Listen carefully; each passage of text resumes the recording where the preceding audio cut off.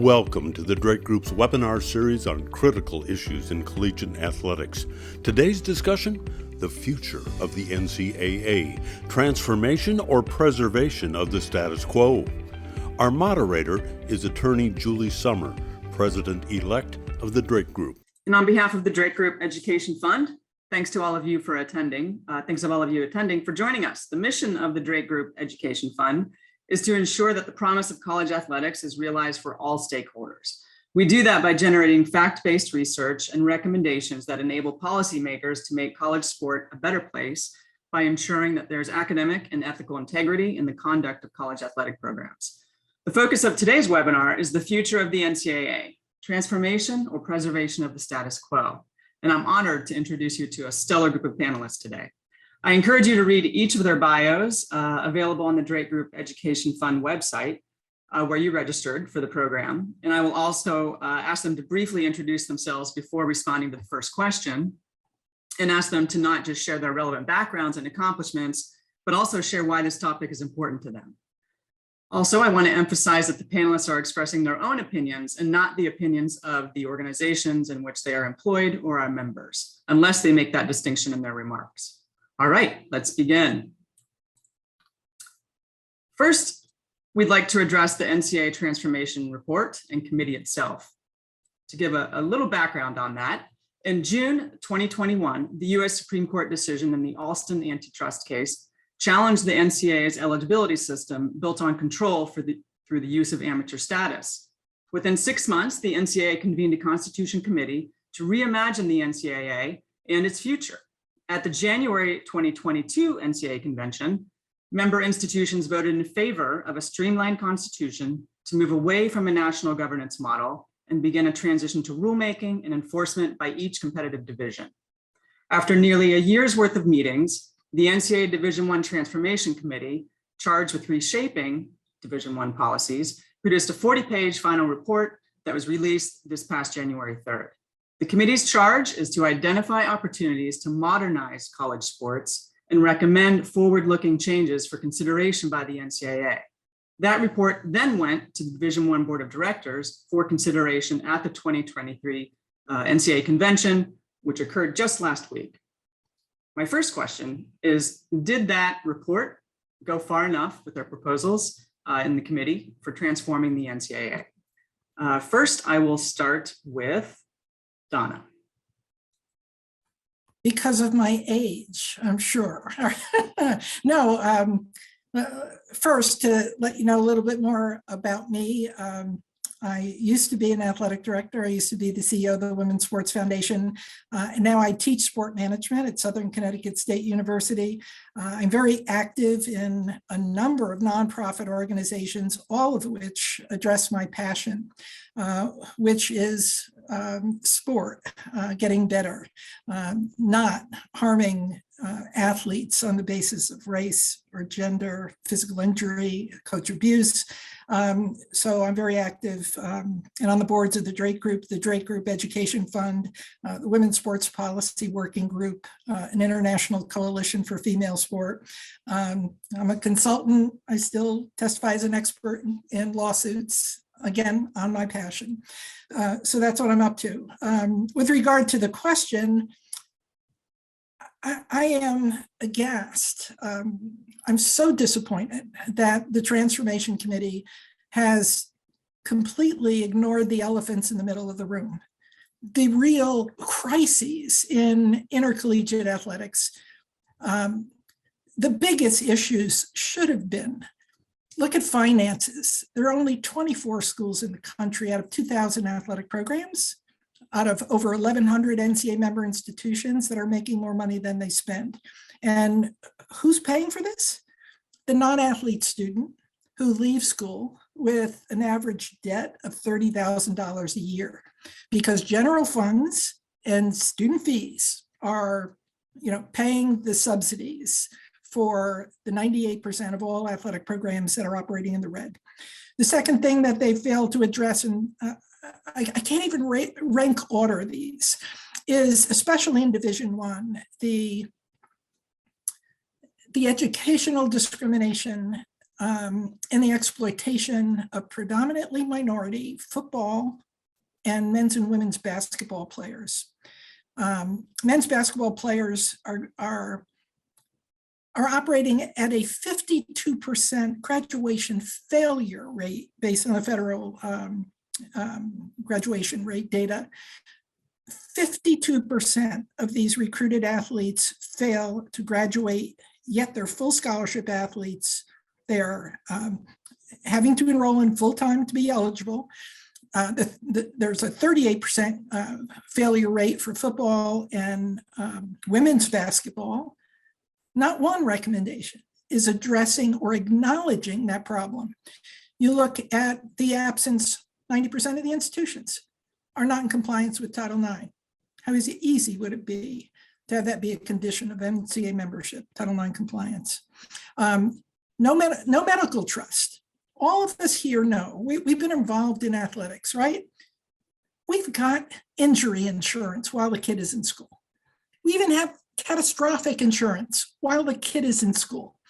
All of the medical expenses or the things that families can't handle occur well beyond the 2 years that this transformation committee is recommending that insurance be allowed. You're looking at 10 to 20-year timelines for dementia and Parkinson's and all of the results of brain trauma. You're looking at, think about joint replacements, right? It doesn't happen within 2 years of leaving school. And we're not looking at employment. We're not looking at race issues. Nobody is acknowledging any one of these major problems among institutions. So I think that the effort so far has been less than transformative. It's been embarrassing. Thank you, Donna. Betsy, I'd like to go to you next, and also add to that question. You're a Division III athletic director at a great institution, Caltech. Did other divisions 2 or 3 have a report or committee? Could you explain that? Well, I'll try to explain it. I don't know that I can, and that's part of the problem. First, I think I'm supposed to just say a little bit about my experience. I'm a Division I student athlete and transfer. I coached 2 sports at Division I Ivy League.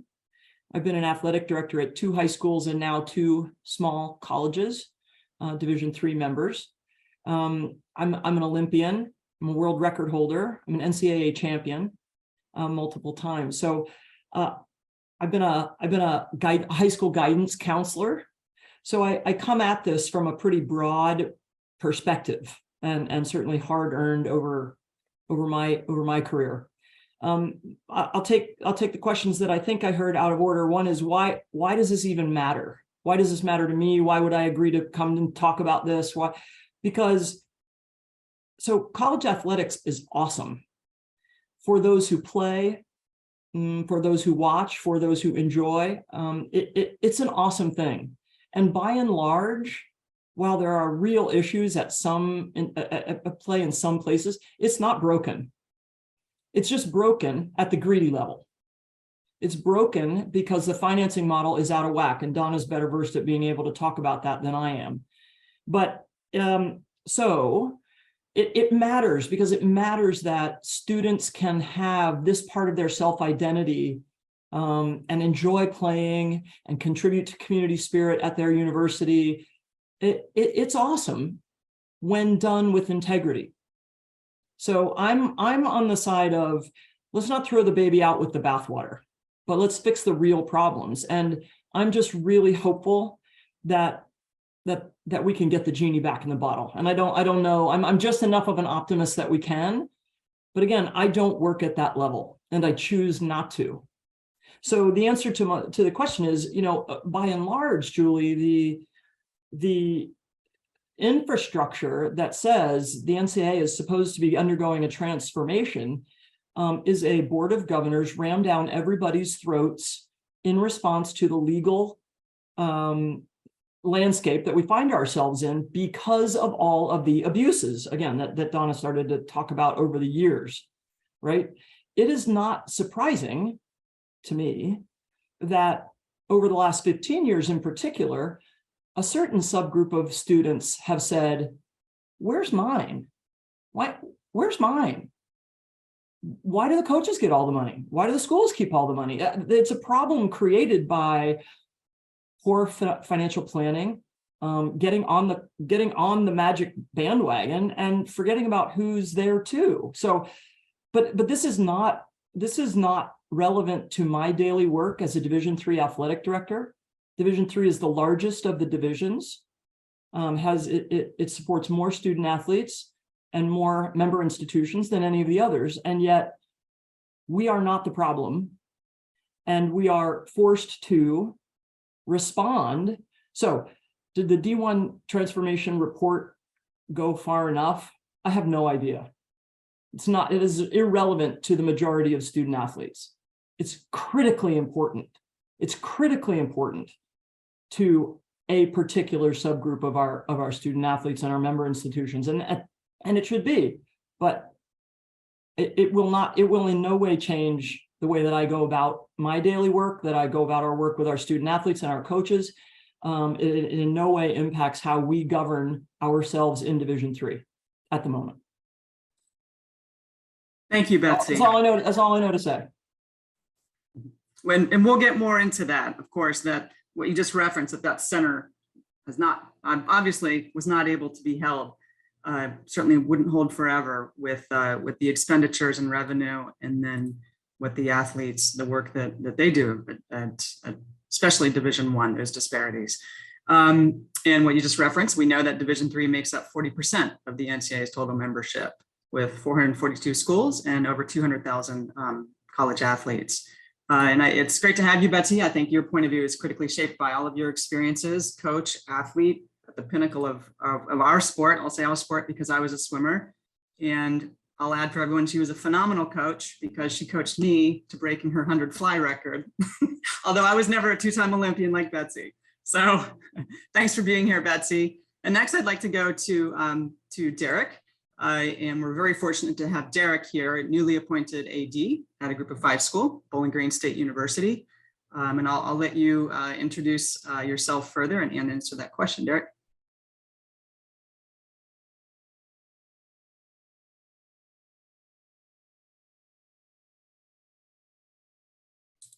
I think you're on mute, Derek. Yeah, I'm off now. Should have learned that one. First off, great honor to be part of this illustrious group, and I really respect the experience and the perspectives that are brought from all of you. I am not an Olympian. I'm not an All-American. I'm a walk-on football player, former violinist who decided to play college football in my senior year. So I don't have anything that I can tout in that category. I've worked at obviously mid-major institutions at Central Michigan, became an athletics director at an FCS school, resource deficient institution, left athletics and became a VP of a university in helping to guide kind of the philosophy of growth and how to leverage athletics to support growth from an enrollment standpoint. So I've seen the benefits of a well-constructed supportive strategy that looks at leveraging brand of athletics to grow public institution. And then I left and became a CFO and COO at obviously a Power 5 institution, and now returning as an athletics director at Bowling Green State University. I'll offer this. I think that there is a bigger elephant in the room. I think that the transformation committee had limitations and what it could bite off. Given the change of leadership, I think that the move to fully understanding and appreciating that the NCAA moving forward has to be a lobbyist organization, has to be an institution that's looking at federal legislative reform in order to address some of the bigger issues that it has to address.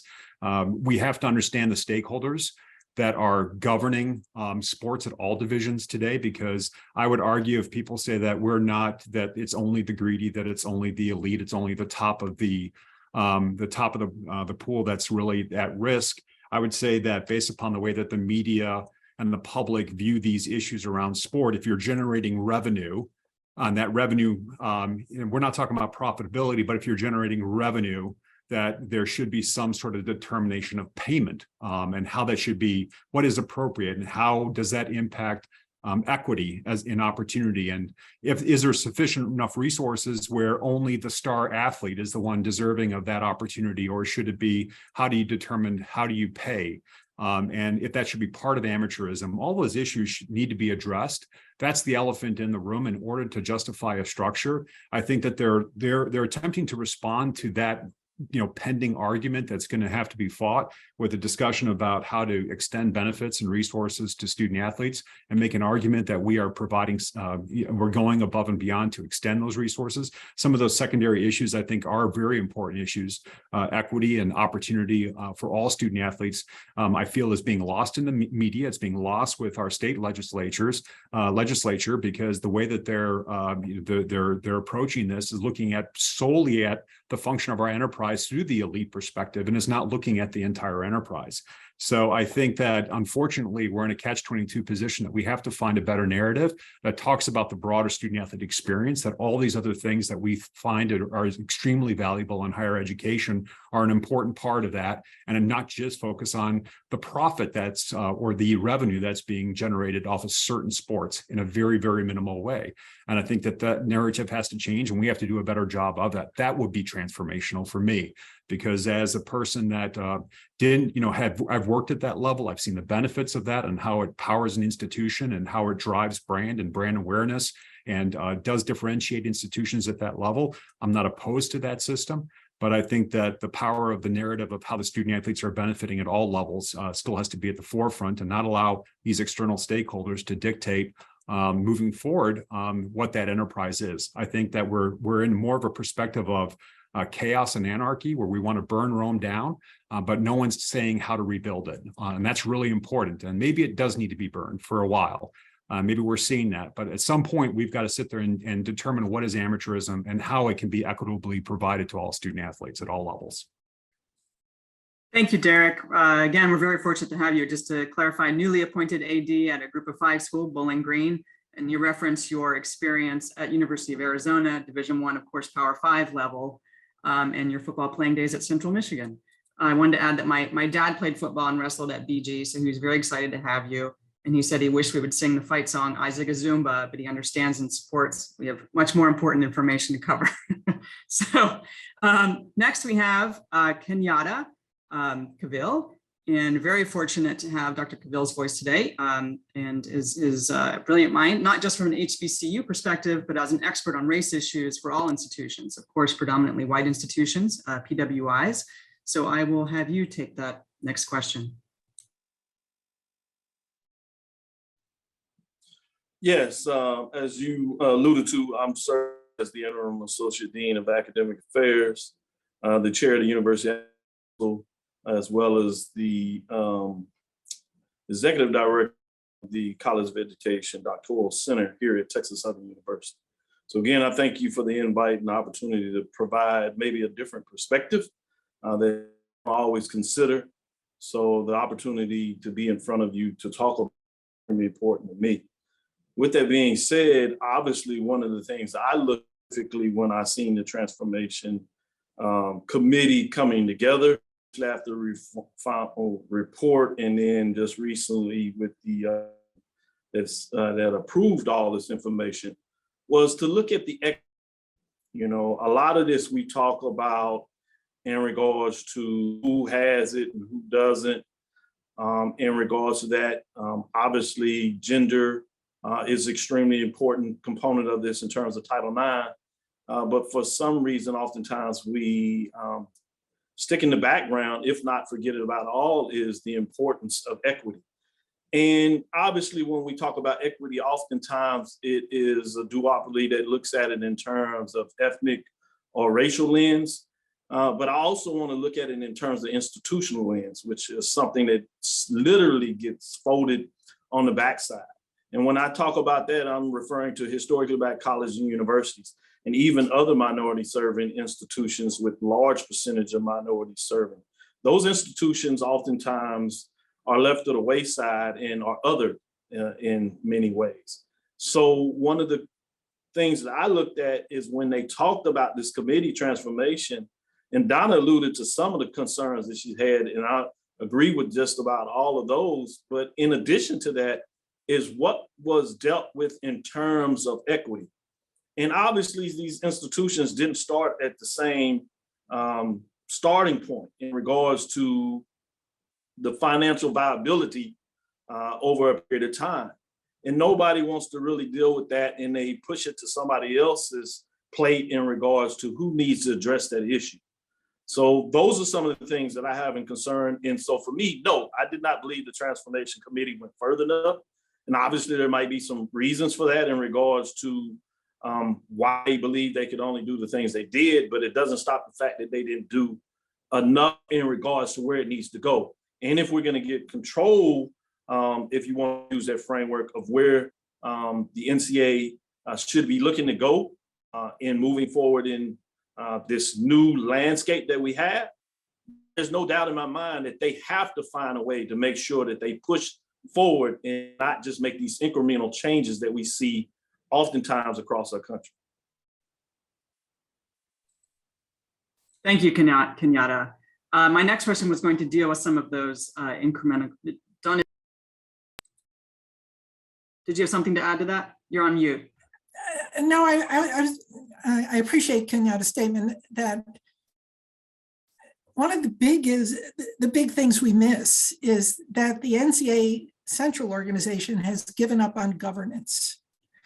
And it has passed the baton to each of the divisions, and the divisions are also giving up on governance. Governance is making enforceable rules.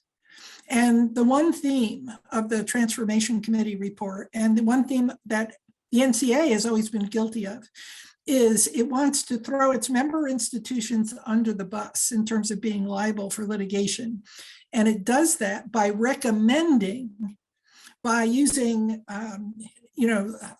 optional language, not requiring, and then saying, oh, that's the institution's responsibility. So this rejection of governance is, I think, key. As long as that happens, there will be no transformation. Donna, I'll just would add, and I'm not surprised that you continue to say things that I think better than I can ever say them, but I think in terms of drawing distinctions, right, when I say sort of rammed down our throats, right, in terms of Division 3, while our legislative body is imperfect, we do sit at the convention together, wrestling with legislation, voting one member, one vote on playing rules across all sports, on more of our business. And I'm floored that that's a unique experience to us. And I get that, from my perspective, right, it's much more efficient to have one board of presidents and one D3 management council or D1 management council and like be done with it. But for some of us, the legislative process is still very much alive. And so I think it makes us sit in the room and look at each other and think about what's best for students. And maybe that's a piece that's missing, as you say, by giving up on governance. Anyway, that's striking what you said. Derek, I have a question about that, giving up on governance part of it. Is it the fact that they've attempted to try to govern and have had states undermine the attempts to govern some of the heady issues, and they have deferred because they know that the states are taking such strong stances on these issues from a legislative body standpoint and other lobbyists and stakeholders at the state level, that they've had to defer until they understand structurally if there's any sort of exemption or if there's any opportunity to lead from a position that's going to be supported federally? I think you're right, Derek, but the NCAA is very old and the states have not gotten into their business until recently when nothing else was optional. It was an option for them, right? Whether it's the states entering this or Congress entering it, it's because of failure of governance. And they just never would have been there, I think, if there wasn't this unreasonable control via the use of amateur status. And now we have to reclaim that. There is nothing to stop the NCAA from challenging this system, though. Example, NILs. All that was outlawed by the Supreme Court decision. And before that, the Wilkins, O'Bannon, fiasco. All that was really outlawed was amateur status. And that was with regard to NILs. So that means the NCAA could no longer make a rule that limited the outside employment of athletes in terms of their ability to monetize their name, image, and likeness. The NCAA had the rule that said you couldn't use your skill or notoriety for that outside employment. But the NCAA still has 3 rules that it can enforce. Right? It has 3 rules. And they are commensurate with going rate. It's not an inducement, and it's for work actually performed. It can do that, and it's not limiting anyone's outside employment in terms of NIL in this respect, as long as it's not an inducement. So it can interpret collectives, NIL collectives. Tomorrow, it can say, because it's only for one institution, and you've already said it was for recruiting, and because the institutions are telling you should do it, that's an inducement. I'm outlawing you. That would not prohibit any individual or individual business from doing an NIL deal with an individual athlete, and it would be a legitimate NIL deal, commensurate with going rate, not an inducement for service actually performed. So the NCAA is playing a game with everybody. They are using that NIL situation as leverage to argue for an antitrust exemption with Congress. And guess what? Congress isn't going to give it to them, because what the NCAA really wants is relief from past antitrust violations. If I'm all in favor of an antitrust exemption for the NCAA that allows them to do those 3 things: enforce outside rules without damaging the NIL ability of athletes. They could do that today, but they don't want to challenge it. Donna, the concern I have on the commensurate piece of element, I agree with the other elements. The commensurate part of it is that all that takes is someone to and try to attempt to enforce what is defined as commensurate. The challenge to what would be commensurate would end up becoming an antitrust issue ultimately, which would end up back to a states' rights issue of how they interpret or define. I think that that's a circular argument on that element of it. The other ones, I think there are enforceable elements in which they are doing with recruiting, which they're attempting to do. But I think, and so I think part of that is I do agree with. And I agree with you too. It would be so easy for the NCAA to ask for a narrow antitrust exemption that is limited to those 3 things, as long as it's narrow. And the reason why it's so important for them to do it is because if the NCAA freezes on enforcement of those recruiting rules, it's undermining the ability of institutions to comply with Title IX. 100% agree. If the institution can no longer control this, when the NCAA says the way to control it is 4 coaches for you and 3 coaches for you, I can apportion that internally. And now, how are you going to match what those collectives are doing outside, not under your control? It's undermined the entire premise of Title IX. But we're in agreement in terms of there's got to be a solution there, but not the one that NCAA wants in terms of the antitrust laws. Yeah. We'll be covering, I think it's probably NILs and collectives are an unavoidable topic in any discussion of college athletics right now, but we'll be doing our next webinar specifically on that topic, where we definitely do much more of a deep dive. Next question I'd like to pose is if the NCAA is going to transform itself, what are the most important or pressing issues to address within the Transformation Committee from your point of view? Would you say the challenges in college sports are more centered on student or governance related? And is there a difference between those problems? For example, on the student side, we have challenges facing academic standards, graduation rates of certain teams, health and safety issues, whether physical or mental.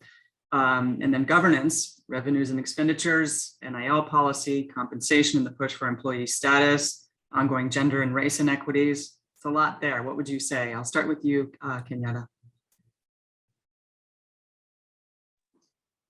I'm really on the side of the governance structure, making sure that you hold true to a governance process of how you move through this landscape. And what I mean by that, again, I'm going to push this on, is One of the issues we have, particularly in this capitalistic form that we have, is that the NCAA on one side of the table wants to be very capitalistic in nature, and then on another side it doesn't. And that is a very challenging proposition to be in that position. And so you have a group of institutions that really want to control a large percent of the revenue associated with the business propositions.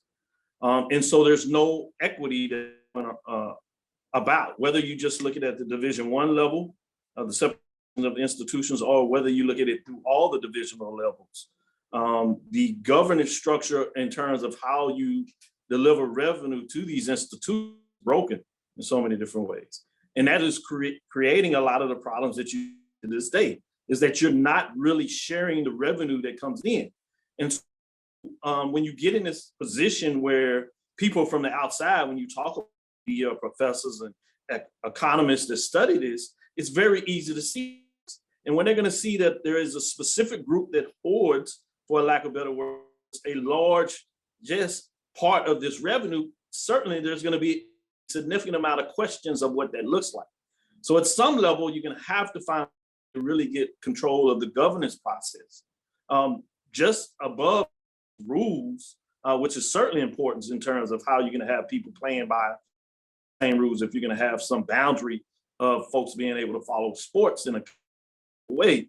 The next level is really in terms of revenue distributions, how to provide some equity in that position. And so those are major concerns I have when you look at what we just seen taking place with the transformation that we have at the table that has not really been dealt with. And I'm not sure if they ever.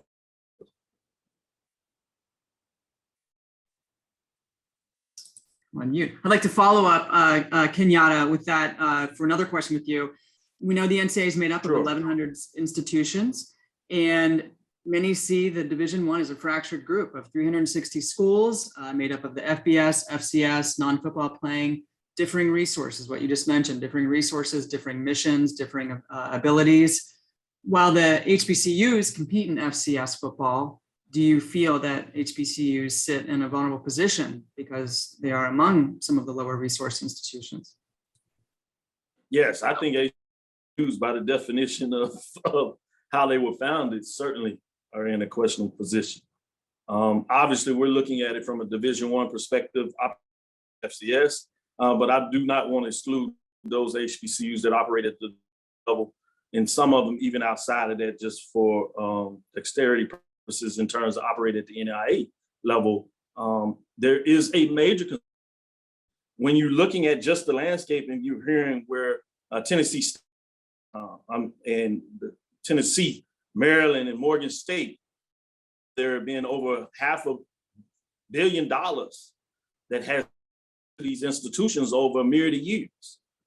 And that's on the outside. But what about the money in terms of NCAA? Concerns in terms of distribution. So without a doubt, there's a question in regards to the viability operating at the Division I level for HBCUs. But most HBCUs and those conferences that the large percentage of those HBCU at the FCS level, whether we're talking about the SWAC or the MEAC, obviously 3 independents that operate outside of that, where there's a will, there's a way. So there's always been the ability for the leadership of those institutions to navigate this space to be able to operate still at the Division I level. But as the growth pattern continues and the dearth of resources continues to be a problem, be some issues as we move forward. So we're going to have to see some of that will be coming up in the near future to get a understanding of just how much of an issue they might be. Thank you. Derek, I'd like to pose that original question to you as well. If the NCAA is going to transform itself, what are the most important and pressing issues? Student-facing, governance-facing? Well, our business is substantially changing and evolving. And I can tell you that since I was a student athlete, and what it takes today to support the costs associated with medical support are escalating. And the transformation, response that was provided, it talks about some of those mental health, programming around campus sexual violence, transfer requirements, strength and conditioning, nutrition, financial. I mean, all of these things today, 15, 20 years ago when we were talking about what life skills was, is providing resources to transition people out of college. Now we're looking at how to sustain them while they're in college so they can continue to be functional within the environments in which they're competing. I think that the resources to support these environments is significantly increasing. I think equity in those resources is going to be a paramount issue because student athletes are vulnerable. I think that the environmental challenges of the transfer portal, environmental challenges of outside resources and stakeholders that are all trying to, now leverage the opportunity that NIL is providing. All of these things are going to significantly challenge the ability of the student athletes' ability to be successful. And so I think that it's a two-pronged issue. Governance has to be looked at very carefully, and having a strong perspective of what is sustainable governance, supported by, where it doesn't constantly get encroached on and undermined, because it does create confusion as to what the purpose and the mission is of what we're trying to achieve at the institutional level, but then also the commitment to our student athletes, because that's something that is tantamount to our success. Thank you. Betsy, would you have anything to add to that question? Well, when the question's about, governance, and we keep referring to the NCAA as if it's a monolith and one thing. And my experience is that it's just not. There are already true distinctions among, right? The divisions, but, we don't talk about the NCAA as its own staff organization, right? There are 4 divisions, right? There's the staff and how they support all 3 divisions and all the multiple groups, and then there are the divisions. And so I think often people out in the real world, think the NCAA is an actual governmental entity, and that's not true. And so it allows for the finger pointing and the rewording and to Donna's earlier point, permissible versus required, right? And that doesn't help us. That doesn't help us. That there's a staff in and of itself sort of trying to enact the legislation, and that is done very differently. There's 500 employees in the NCAA, and 12 of them are the full-time support for Division III. So, of course, things are out of whack, and things are out of whack in a governance way that exacerbate, I think, to what I'm hearing Derek say, which is some of the real substantive things in support of students who play. But the other thing is that, and again, I'll be bringing this perspective for the whole hour. When I hear about the challenges, I sit here having worked at 2 small schools, and what I hear is all of our students are having those challenges. All of our students are having those challenges. There may be a few unique things for students who choose to play, and maybe those are different at Caltech than they are at Bowling Green than they are at wherever, but all of our students have those challenges. And so for me, and again I referenced putting the stuff in the genie back in the bottle, right? When we came through the 80s and 90s with so much money and commercialization pouring in and so much opportunity, and the response was build huge stadia, unsustainable, on the taxpayer dollars, a bloating of coaching salaries. And I'm not saying coaching isn't hard work, good work, pressure-filled work, should be compensated well, but it is out of whack. And so I think the number one governance problem is, with respect, presidents need to either be in charge or not. And in my mind, they're not, or they're making a decision that is not integral. So, Derek rightly says all these things that are, part of the higher ed landscape now today, and exacerbated for perhaps our student athletes. And I'm listening to him and I'm thinking, yeah, our students have those issues, and I already support their medical and health insurance as long as need be, and I already do these things because it's built into our model, and they are students unidentifiable differently than the rest of our population. And they choose to play. And so again, that's, yes, Betsy with the rose-colored glasses, yes, the optimist, yes, the amateur. but that's the majority experience. So, that has to be in this conversation somewhere, that at some point it is the money that drove the thing. It is. And that doesn't mean that the money's all bad, and the opportunity that it provides is not all bad, and the benefit that it gives to our major universities, okay, but it's not integral right now. It's just not. Donna, would you add to that? Yeah, sure. I agree with what everybody said. It starts with money, and transformation is going to require a redistribution of resources. Of the $15.8 billion that is generated every year by our institutions, mostly Division I, right? You're looking at only 18% being spent on athletic scholarships, this education piece, only 1% on medical expenses. So you would think that the beginning of the transformation committee would have been finance and would have been distribution, and said, okay, the principle is that, to be overly simplistic, the principle is, it's like the pros, right? Let's take 50% of all revenues and we'll guarantee that for student support, scholarships and medical expenses. 50% of all those revenues guaranteed.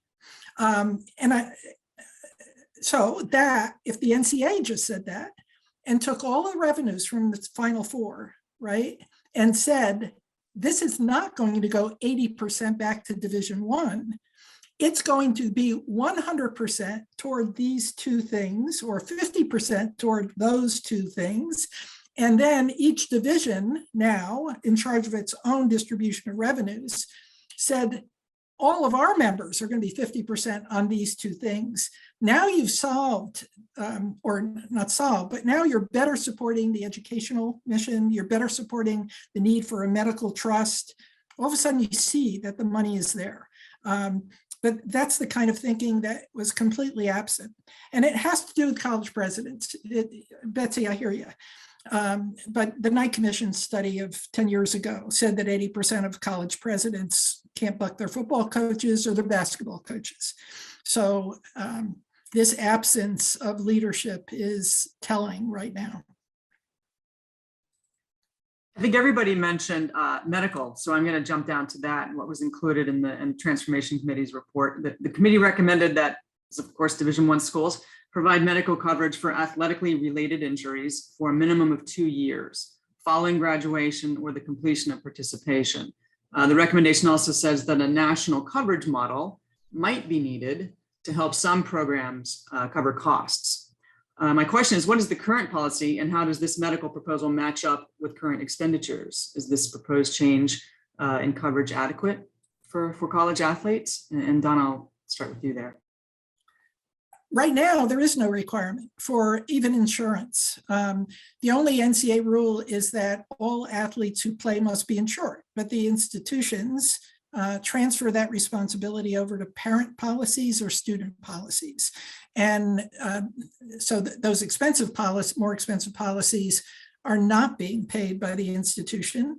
The institution takes out a cheaper secondary policy, and according to their means, if expenses are not covered by secondary or primary, it depends on whether you have enough money, whether you can help a kid with out-of-pockets or your required contributions and things like that.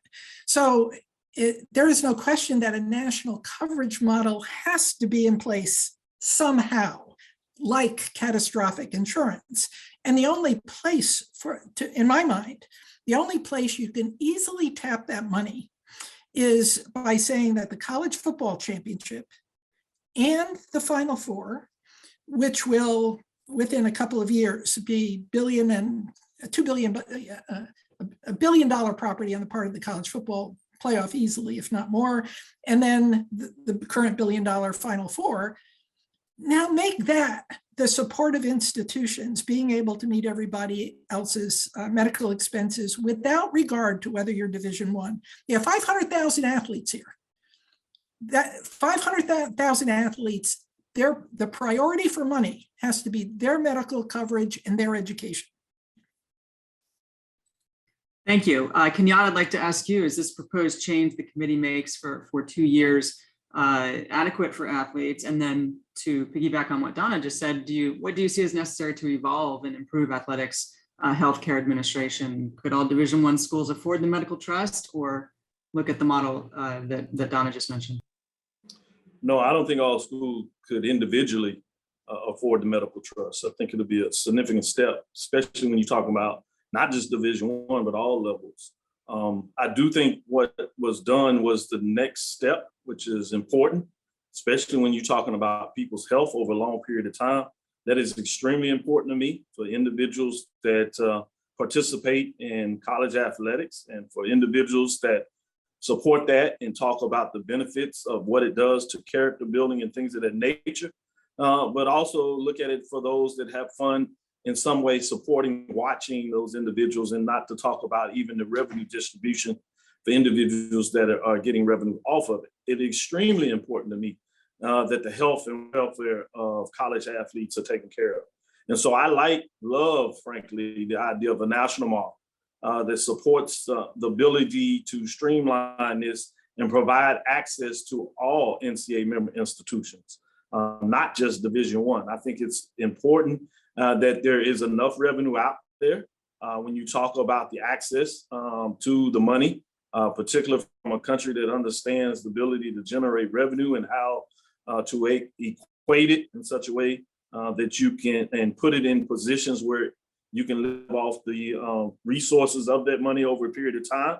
And in most ways, that money is going to continue to grow in regards to how many people support college athletics and sports in this country and the world, frankly, that there is revenue associated with having a national model. The question is do we have, as leaders of these institutions at our respective positions, do we have enough of a moral compass to do what's right? And that is a challenging question oftentimes, because it's easier for us to look up, frankly. And so this is going to be a question about the moral authority of these individuals that are involved. And that's tough, because people get challenged when you talk about their moral, because most of us like to think that we're moral individuals. But sometimes it's not just about what you say, but it's going to be about your actions. And we're watching. Derek, thank you, Kenyatta. Derek, what is your opinion on the proposal of the minimum of 2 years, but also the committee recommending that, or saying a national coverage model might be needed to help some programs? I'll just say a couple things. One is, I think from a standpoint of centralization or philosophical centralization of medical care, if it can be leveraged to provide cost benefits to the full model, I think it's a great idea. Something should be pursued. When we start talking about redistribution of institutional funds are state funds. Okay. When we start talking about use of state funds and how we're going to redistribute to make a better system, what you're asking is the states of Tennessee and Texas and Arizona and Ohio that there's some philosophical commitment that they should have to the redistribution of state funds for an equity model.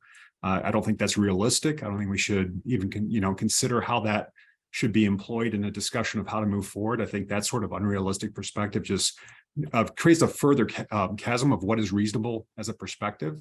I think that institutions and their autonomy to determine what's in the best interest based upon their state, by their politics, their leaders, and their and their people get to determine what their institutional goals are and aspirations. But I think that if there's opportunity from a financial model to prioritize something that truly benefits the whole, I think it should be pursued.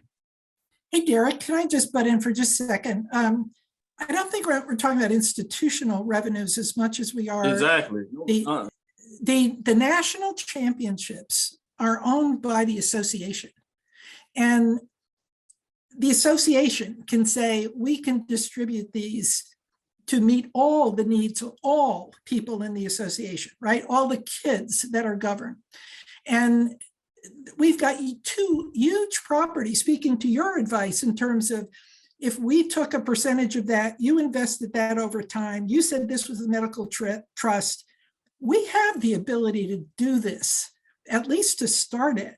And the conferences have a little bit too. Look at the athletes' rights bill of Booker and Blumenthal, for instance. they're getting to that point. What if we take a certain percentage and maybe we tax it, or we deal with it as taxes and throw it into the medical trust? That concept is a group coverage concept, as you mentioned, without touching the individual institution's revenues.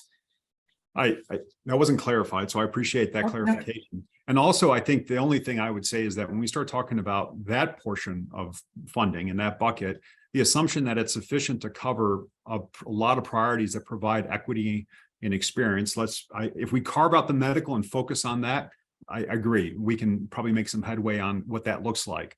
I think that it's an expanding pork-barreled, piece of legislation that would go forward, and a lot of other add-ons would come that would all be dipped into that same fund. There is not sufficient enough funding to cover the enterprise costs and a lot of the priorities that many of the members would think are important to that. If we focused on something, I think it's a good conversation to be had. Great. Yeah, I think the focus is on the medical part. So I'll push back on that.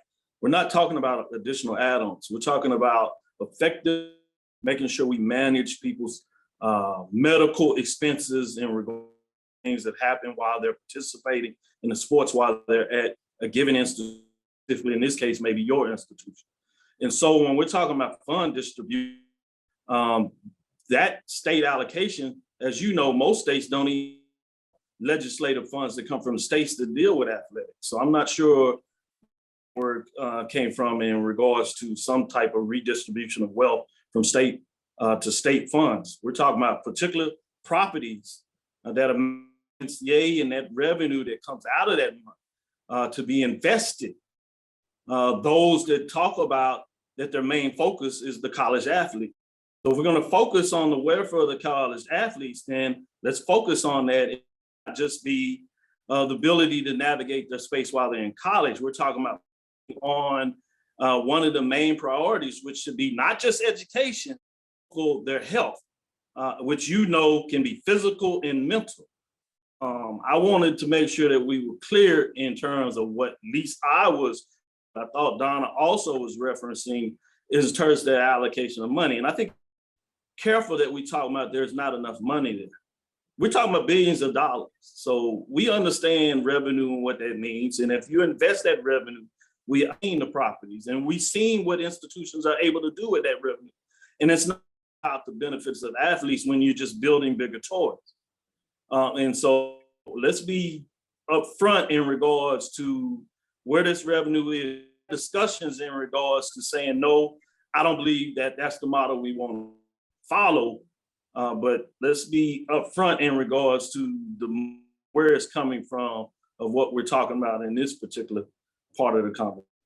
And wouldn't too that conversation be informed around this question of employee and choice, right? So I'm listening to this conversation and I'm tracking along, and our students who choose to play sports are students first. They're students always. They play sports like a lot of D1 kids do too, right? They're choosing it. But as soon as all of this other revenue, right? And as soon as the question, in my language, the genie came out of the bottle, as soon as it's like, well, wait a minute, it isn't distributed evenly or equitably to the people doing the labor, right? Then it does take it into that conversation. When I sit here, I don't mean to sit here on my ivory island and say, well, if a kid gets hurt and their family and or their student health insurance doesn't cover it, I do pay their out-of-pocket expense. We do take care of them, right? But that may start to change in an employment model, right? Wouldn't it then be workers' comp? Now I'm way out of my depth. Well, let me just, kind of maybe throw in another thought in terms of this employee piece, right? It's really important, I think, for us to when we think of money, to get out of this pay for play, and this is exactly what Derek and Kenyatta and everybody brought up too, that we have to start focusing on not treating students as employees at will, And this starts with when the NCAA started, scholarships way back in late 50s or 60s, whatever, they were 4-year grants. They were promises of an education. And when money became an issue and coaches said, I want to get rid of a kid, right? They're not carrying their weight. And we went to 1-year scholarships. They became employees at will. And if the transformation committee or the NCAA wants to transform athletics, the one thing I would have wanted them to say was, every one of these kids who get scholarships is guaranteed a 4-year scholarship or to education. And we still refuse to do that. So these are big, big problems. And this gets us right back into the morality conversation that Kenyatta brought up. It is immoral in an educational institution who got a tax exempt status on the basis of giving the degree to all of a sudden, the flip of a switch with a rule, say, these are my employees at will. That is immoral. Thank you. A couple more topics I'd like to touch on. We have less than 15 minutes before we go to the Q&A. And I don't want to miss talking about academic and graduation rates. What was mentioned in the Transformation Committee report is a recommendation of a 10-year timeline for full scholarship athletes to finish and obtain their degree. My question is does this change, assuming it's adopted, adequately address current academic and graduation rate issues? I'll start with you, Kenyatta. I had an additional question about NCAA bias and APR scores on that, but feel free to answer that question how you wish. Yes, I'll kind of start with the bias of the APR. We have several studies that talk about the cultural nuances of these studies. And if we look at historically, unfortunately, we have to bring out the fact that they were based on biases and racial connotations in the first place. So if we've tried to extrapolate differently out of these tests, is an issue. And I think all we've done is just try to overlap it, create frameworks to save us from other egregious things in act mapping, and APR was the best tool that they thought that they could come to try to do it. And obviously it's had its issue. And the first question in regards to the 10-year approval that came out in terms of education, obviously it would be hard for me to look you straight, any of you all straight in the face and say that I don't support education in regards to whatever length it takes. So yes, 10 years in terms of what that looks like, I think that's a great opportunity. Many institutions have tried over various years to have students come back and pay for it. So I think we're a step in that model, but to specifically have it legislative down that you're going to do that, I think that is a good thing. Obviously, with limited resource institutions, there will be find a model that allows that to work for them. But overall, I support that legislation and think that was a good thing that, if anything, that came out of it. Derek, do you have anything to add on that? Does it adequately address? Generally support. I think that it's necessary to support the ongoing persistence of these student athletes. I just think that there's always caution I have, because having worked at institutions, when you give individual trumpet scholarships or performance scholarships or academic scholarships, there's an expectation of performance, and I don't want to remove that from the expectations of how we scholarship and move things forward.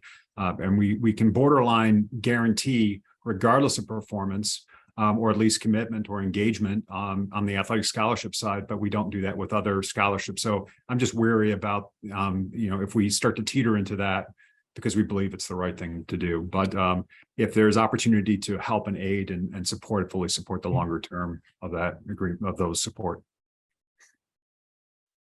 Donna, Betsy, anything to add on that? I have something to add on that. So it's the wrong solution for the wrong problem.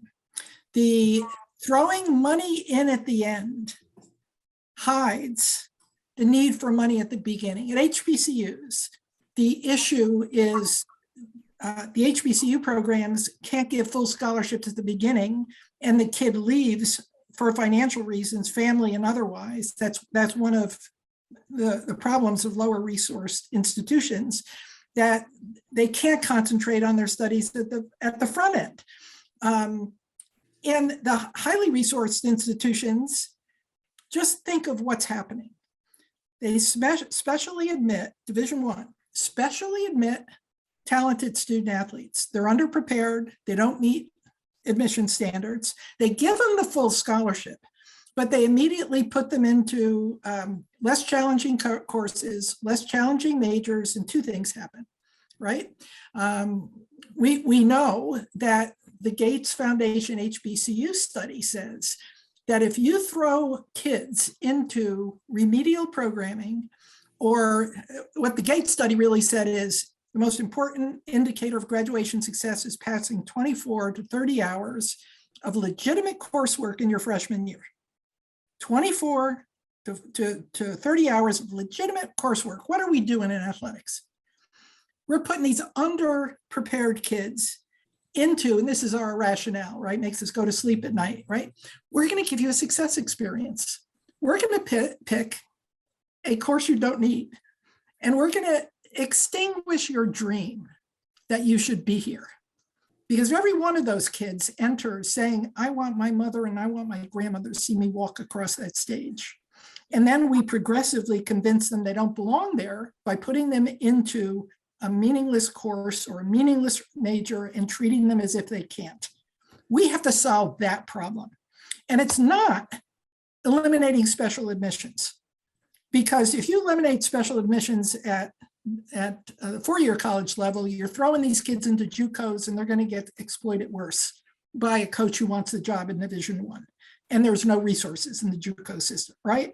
So I would think a transformation committee looking ahead is we have to take the data that we have right now about helping this kid graduate, and we have to put that kind of a support program in place instead of this stay eligible track where the kid gets to the very end after using up 4 years of eligibility, and what's left? The courses he couldn't pass. The courses you wouldn't put him in because you didn't think he could graduate, and he can't because you haven't remediated the problem. We have a huge problem in Division I on this, and I would have hoped that the Transformation Committee would at least acknowledge it. No such luck. Donna, can I say one thing? Yeah, Go yeah. ahead, Derek. Sorry, faculty for years have used that argument of that exact case scenario that you're mapping out. Okay. And it's interesting to me because at many of these public institutions, the assumption that we have these meaningless programs that we force or corral student athletes into, and they have meaningless degrees and they have meaningless outcomes, is a factual situation that I think I would like to see. At what rate are we really seeing that? Because the marriage of a student with a degree program that may meet their interests, their aspirations. I've met many of those now on the fundraising side of people that are CEOs of companies that came out of programs that what people would characterize as meaningless and pointless degree programs. I think that what I see a lot of these individuals that are persisting and need additional assistance post-graduate or to graduate are coming from a complex set of backgrounds and resources that sometimes it's impacted by injury, sometimes it's impacted by personal family situations. I'd say the complexity of what that archetype person that needs those resources is not, I don't think the majority of them come out of that case scenario that you're mapping out. And that's where I'm a proponent of support, because I think the enterprise is going to help. And I think that these meaningless programs are being defined by institutions and by their faculty at the institutions, and then they blame the student athletes for enrolling in them. That's just my only opinion as I've seen it. Yeah. I stand corrected in terms of characterizing it as a meaningless education, right? I stand corrected, but here is the reality is that we're not even, the NCAA isn't looking at the resource and saying, what's wrong with this picture? We have studies that show that D1 athletes who are special admits enter the institution with average or above average IQs. 60% of them have LD, HD, or learning deficiencies in reading, writing, math, right? Why aren't we saying to all of our institutions, if you give, this is called governance. If you give somebody a special, don't get rid of special admit. If you give somebody a special admit to your institution, you have to test them. You have to have an individualized learning plan. You have to have a plan where they can succeed in that first semester, maybe using the summer bridge program before to test, to do remediation. There is a solution to this if you want to explore it.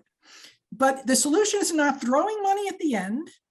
Oh, we can't even find these kids if we wanted to give them money. There are 3 NCAA programs that if your institution doesn't have money, you can apply to the NCAA and you can get money to finish your degree. But the kid that we're failing on is not going to come back because it doesn't, we've extinguished that college is even going to help him or that he can be successful at it. We've extinguished that really early on.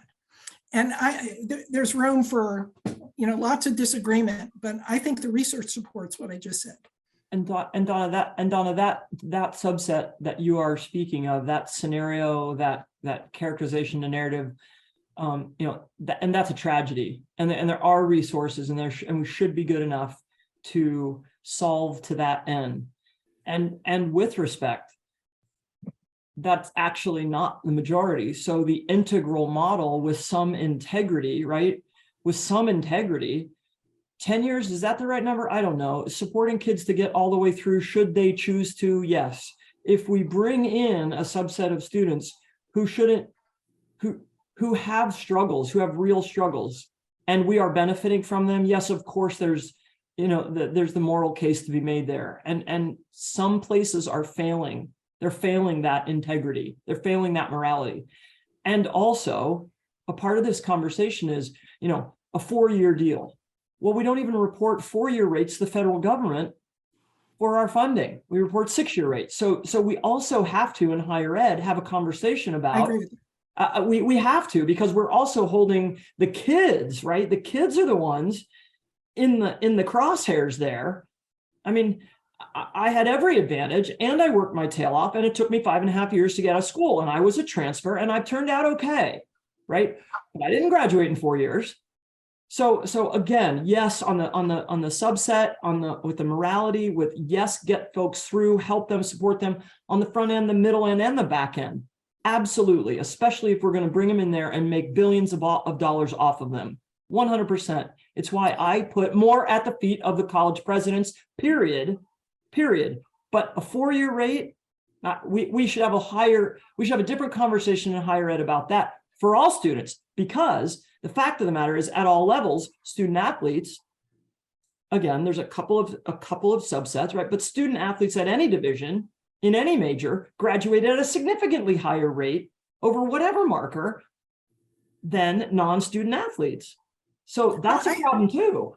I agree with you, but our measure of success is not in the aggregate, right? Which the NCAA graduation rate is about aggregating mostly white athletes to give to advance this branding lie that, 80 to 90% of our kids graduate. That's a lie, right? It's a manipulated metric. It's an invalid metric. We should measure ourselves by the success of our highest risk students. I don't care whether you do it at the high school level or at the college level. If we depend on aggregated data, we'll never even see the problem. And we have a match here. We have a match. The economically exploited kid is who? Our educationally exploited student as well. John, as long as we treat the student athlete equitably with other students in higher education, because the correlation between the rates for all populations, they're correlated, and are sometimes even the minority students are achieving above the general students because of the engagement and investment of athletics. So I think as long as it's treated equitably in the metric of aggregated and non-aggregated data, I'd be supportive. That's double talk to me. Just a second. Let me understand what you just said. Right? Equitable is in narrative. How we're talking about it. The highest risk kid who is admitted specially does not have a comparable population.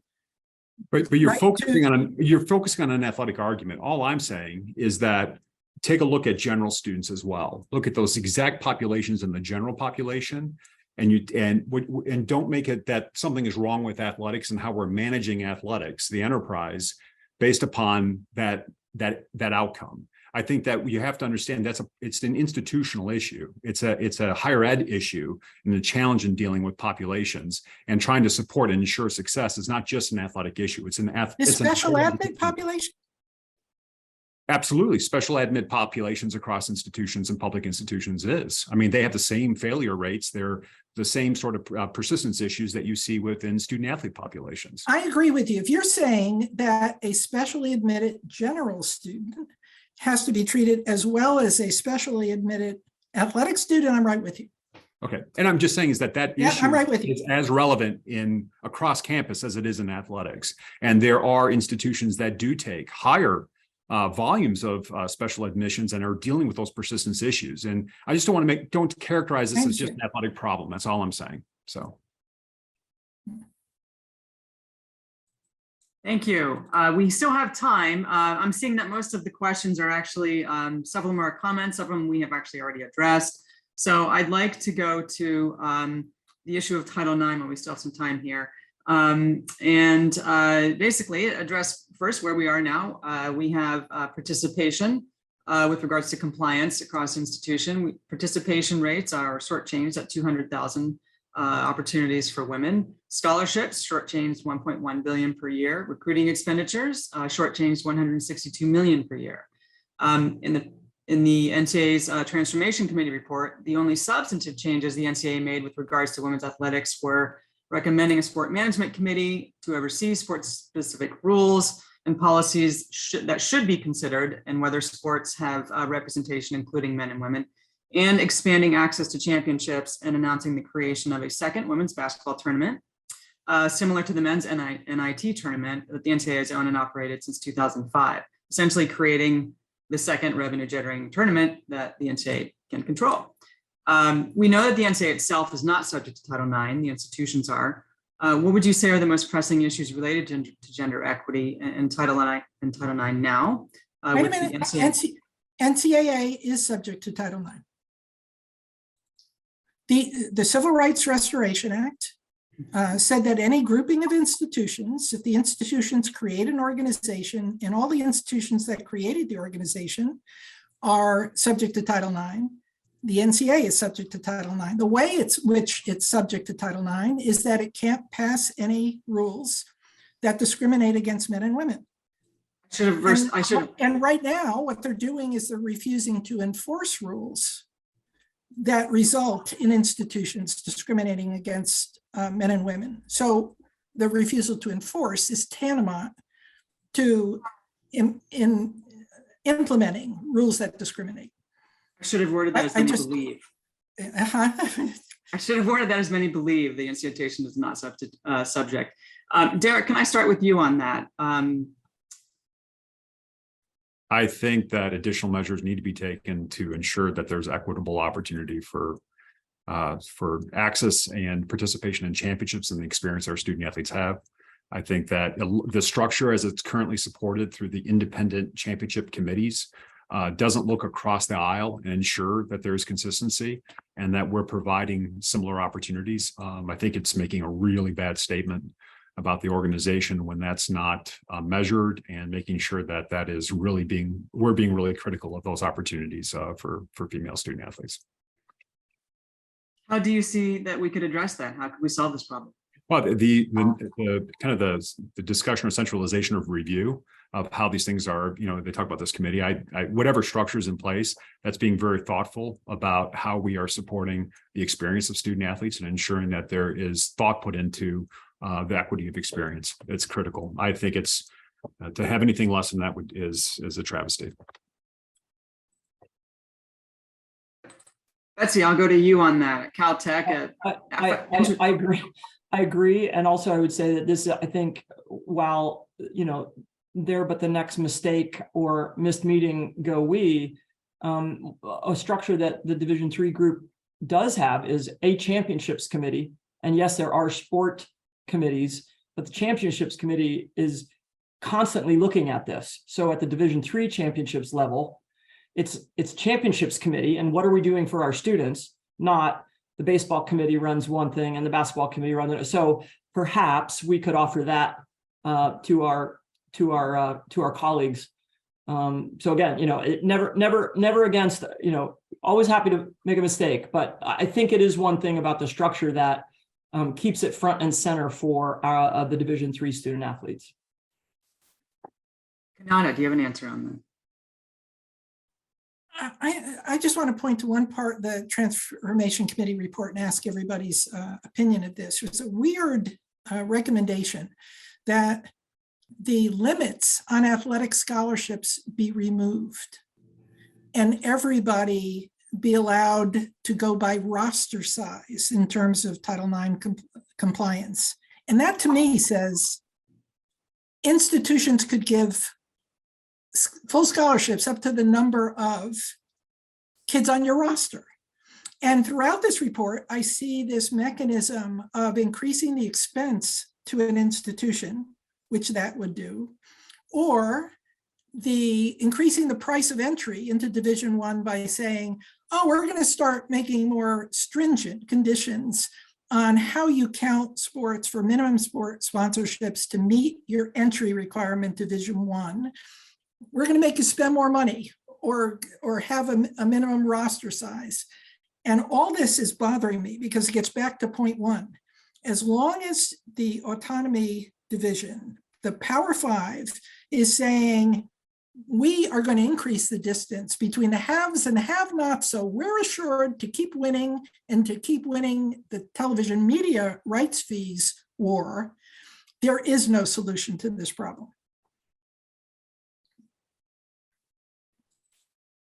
I have a follow-up. Go ahead. Well stated, Donna. Yeah, I'm in agreement. I think issues there is I'm aligned with Derek when you talk about the opportunities for making sure it's distributed across the board.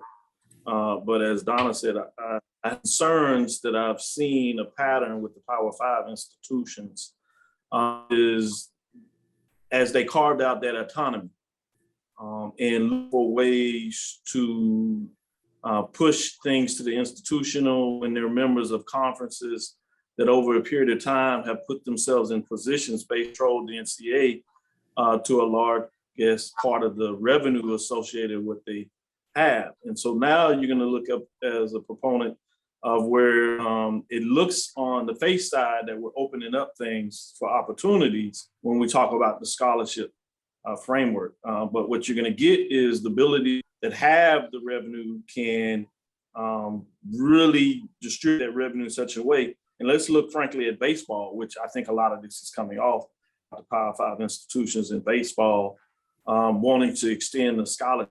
I think there's some room for that conversation, and certainly individuals that have the opportunity and generate that revenue should be able. But what is it going to do with the institutions where you haven't distributed from the institutions? Now, if you're talking about conferences in terms of the individual based on their conferences alone, or what they do with their family games revenue they get from that, that's one side of the picture. Your ability to navigate this space and do what you can for your institution.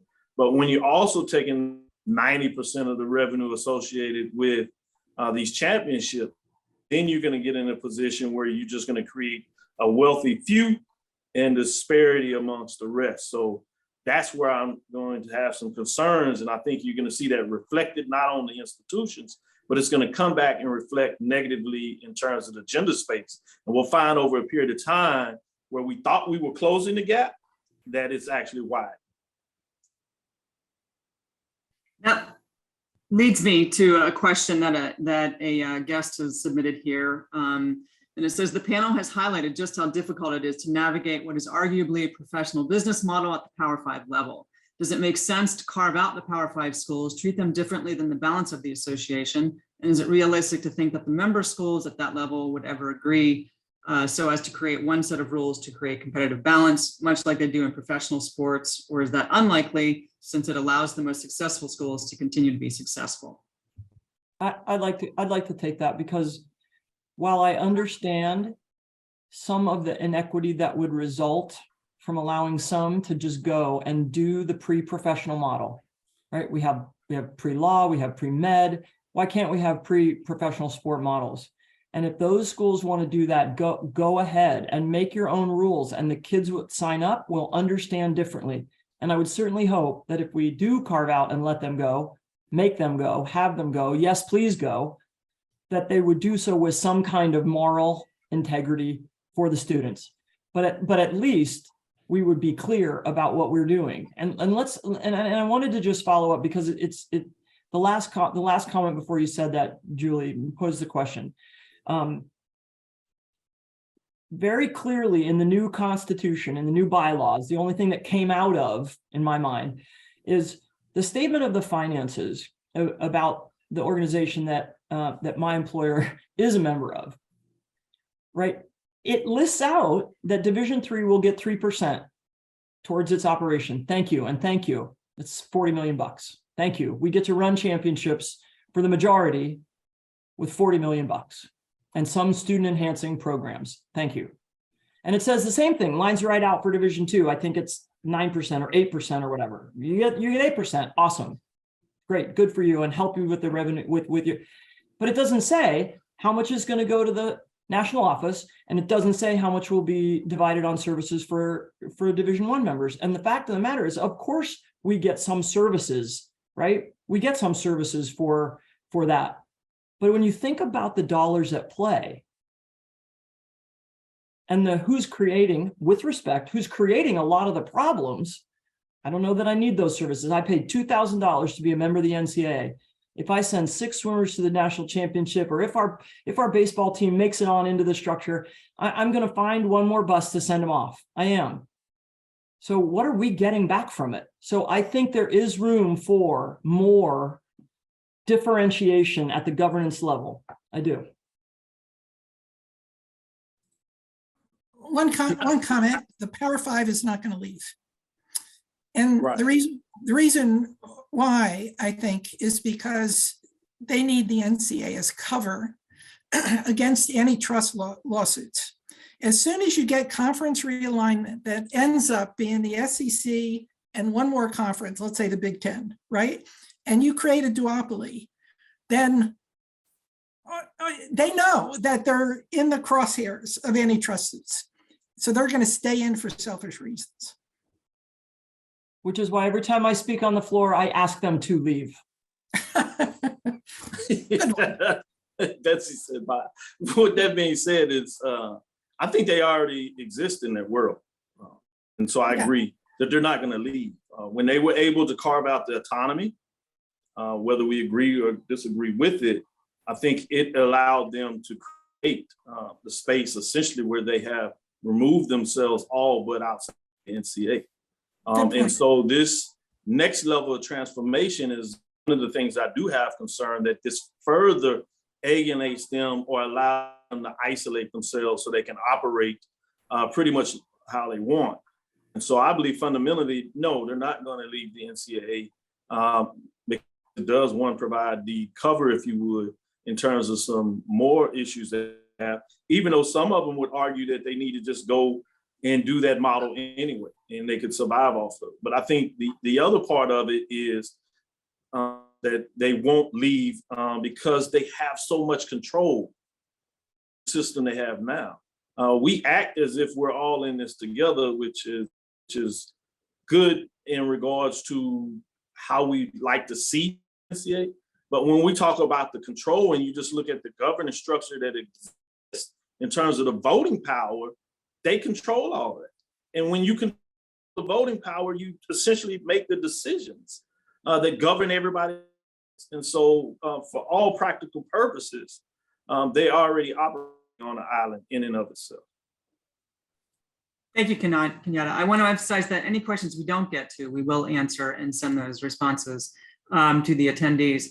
One final question, so we have a few minutes left, is based on the Transformation Committee's report, is there one thing that you would do differently, or one thing that stands out as inadequate for further clarification, or anything stand out as truly innovative that you support, or what would be one thing you would truly want to see change? One of the things we haven't discussed that I think is really important is, Congress is really interested in giving athletes power or unionization, and I'm all in favor of it in terms of protection from abuse. I think, we have to think about that. But the way that we could give the athletes power is for the NCAA simply to adopt a code of conduct for coaches, a requirement to educate all athletes on what that code of conduct requires, and then operate a complaint system that goes outside the institution in order to prevent retaliation against the whistleblower, that keeps that report confidential, but then would enforce the code of conduct system, similar to the Safe Sport program that exists outside of school sport, which has been created to confront coach sexual abuse or sexual abuse of athletes, right? We need to have a form of athlete protection short of treating a kid as an employee and a union that goes on strike whenever they don't want anything, right? It's not rocket science that we could do this. We could do this, but nobody wants to impose a coach's code of conduct. Thank you. Derek.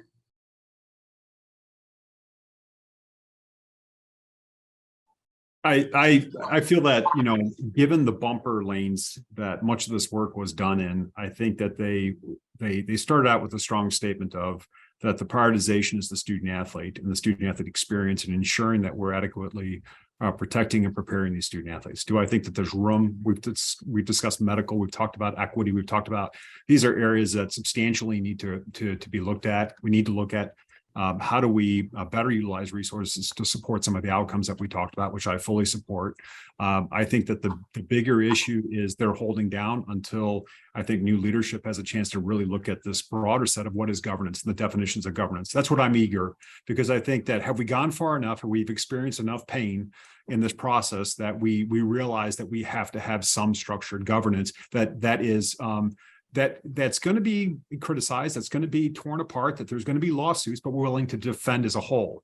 That's what I haven't seen. I think that we're all willing to just sit there and throw stones at the glass house and say, the windows are breaking and it's good enough. We have to defend a position. If you look at any policy the federal government is trying to negotiate or pass today, it has its advocates and it has its critics.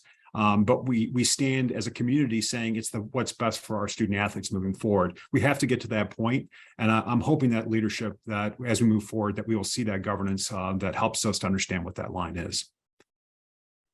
Thank you, Derek. Kenyatta. Agreement with that for the most part in terms of what Derek just brought to the table. One additional, I do like the idea with the sports specific committees.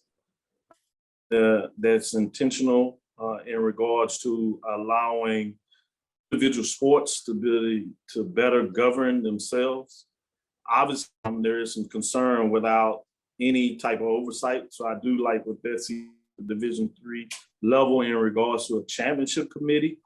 I would like to see that in addition to it. But in terms of something that I think they got right is the sports specific committees to allow some given sport. And Betsy, to wrap up. I agree with much of what Derek just said, and